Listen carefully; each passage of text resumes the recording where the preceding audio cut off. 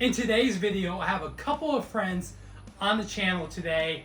They're going to show us some of the bonsai plants that they were gifted from a very good friend. So we're going to show you the plants they picked up today and some of the basic tools and tips that every beginner should know about bonsai.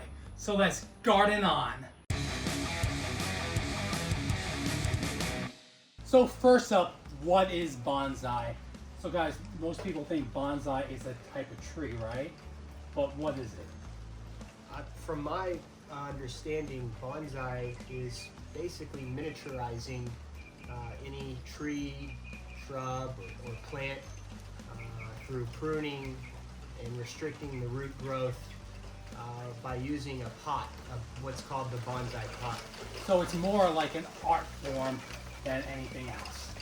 Yeah, I think it's a traditional Japanese art form that is centered around bringing nature inside. All right, so now we're going to show you guys some of the plants that Jimbo and Kirsten were gifted today. So this first one, what was this first one called? Yeah, Adam, this one here is the Mustang grapevine. I don't know too much about it, but my friend who gifted this tree to me said that it's grafted. The Mustang grapevine tree is grafted onto this deadwood here, which is quite beautiful, and it gives it the look of being much older than it actually is. And that leads us to one of the first tools or equipment that beginners should use, right? That wiring that you were talking about, Correct. right, Kirsten? Yeah, we've got some wire here. So there's different sizes. Usually 1 millimeter. These come in these bags. It goes all the way up to 5. You really want to start for this one. Looks like she's got some stronger ones here to graft it, and then smaller ones on the thinner vines. So you just have to be very careful. You can easily break these off when you're twisting them to shape the tree. But this is probably one of the most important So pieces. basically, as the tree gets bigger, you want to switch to the heavier, thicker wire. Yeah, the thicker branches, the thicker the branch, you're going to need a stronger wire. And you can see here on this tree that there actually are some wires on this tree that she was utilizing to manipulate the tree to the shape. So it's all about being aesthetically pleasing. You know, that's the art form of it, is manipulating the tree to your own aesthetic preferences. And typically it takes the shape of a triangle. So you always have the base, and it kind of makes like a circle. So you have your apex is your highest, and you want to try to make your bonsai take the form of a triangle so that it has movement, and you're always kind of going from one angle to the next. Yeah, So it has like airflow too, right? well, it's just made to imitate nature, because nature forms in, you know, with sacred geometry is what it's called. And To give it really good symmetry. Yeah. Right? Yeah, that makes sense. So I have a kusamono plant, which is typically a companion plant. This is a pot that our friend actually made. So it mimics kind of nature as well. It's got some mushrooms growing up here on the side, which is really beautiful. And it looks like there's a story to that pot. Yes. Very Yeah. interesting. One of the things that it has right now is some weeds, which is probably your worst enemy with bonsais, because it can really destroy the root systems. Because bonsai, like James was saying, the roots have to be kept really small, so they're very delicate. So you want to make sure you keep it really well weeded so your weeds don't destroy your root systems. I don't know what this one is, but typically you'll see companion plants are more in to help mimic the scene of nature. So like this one would be more in the background, this would be in the foreground, and then we may have a scroll to mimic what the background scenery we're trying to recreate. So what are some of the basic tools besides the wiring that beginners might need to know about? So really just basically the soil that we use in bonsai is called akadama river soil. It can be a little messy, so you can have a little broom just to kind of help clean up the pot, clean up the area. You want to get some different sized cutting tools. You don't really need much, just enough to actually break through the branch I typically use something like this one. You can buy a starter set of bonsai tools online. Something heavier for thicker branches, you'd be like this. And the wire is probably your most important tool that you're going to use. And then just your own creativity, whatever you want to bring to it. With kusamonos, you really don't need anything but a pot and akadama soil. And we'll have a link in the description to a good starter kit for beginner tools.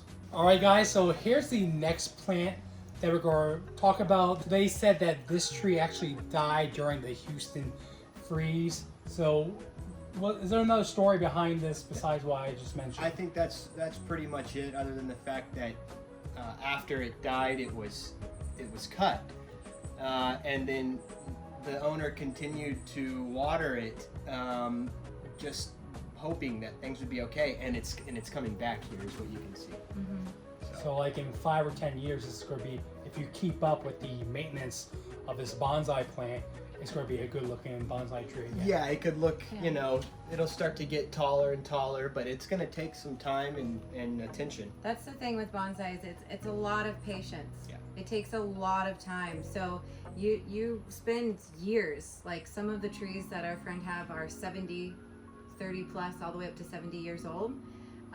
It takes a long time for them to get established. So this, I would just let it grow. Just grow and grow and grow, and then start shaping in a couple of years. And I can imagine that the process of maintaining this plant can be good therapy just through the daily maintenance of pruning and weeding, like you said. This is something that could be a good hobby for a lot of people.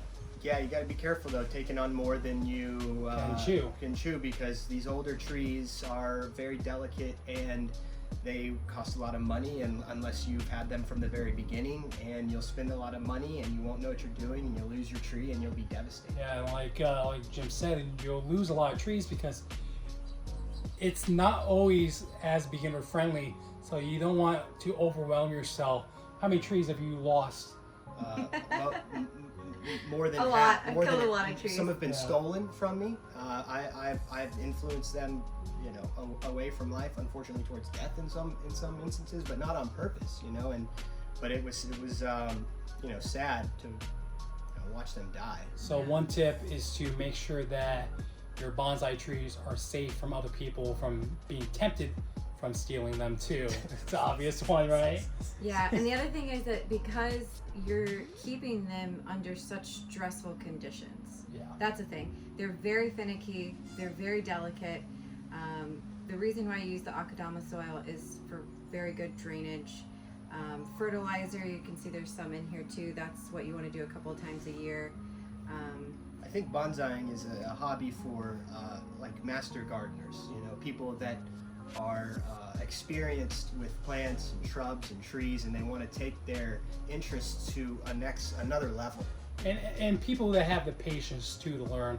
I think anybody can learn this. You just have to have the patience to do the daily tasks and the maintenance that these trees and plants need.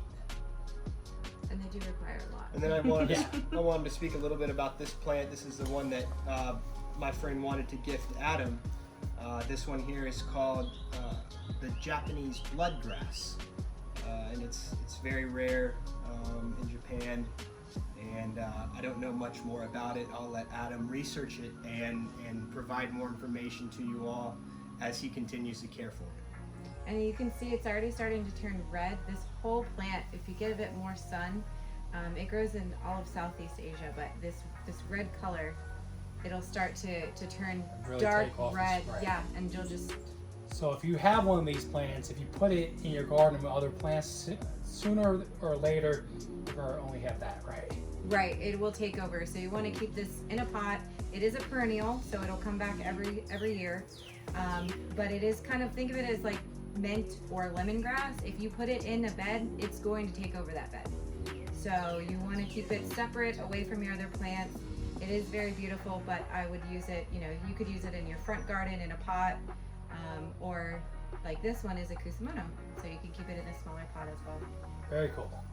And I think we have one more bonsai plant to talk about today, right?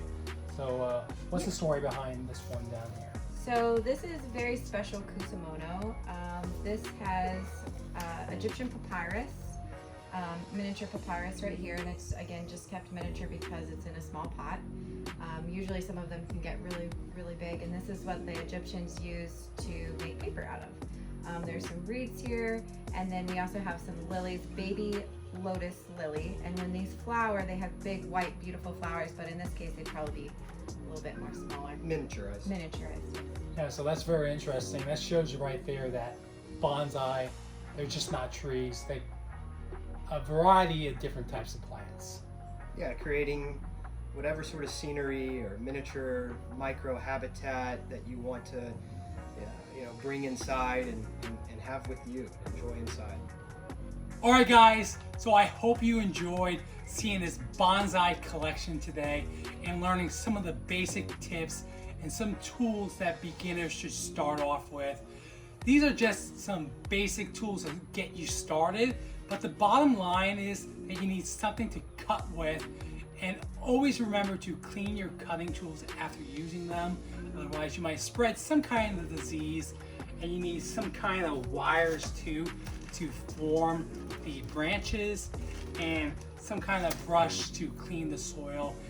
And don't forget, you need a good pot for these bonsai trees and plants. But again, if you guys found this video helpful or any information in it that you found useful, please consider liking the video and subscribing for more gardening videos. So thanks for watching.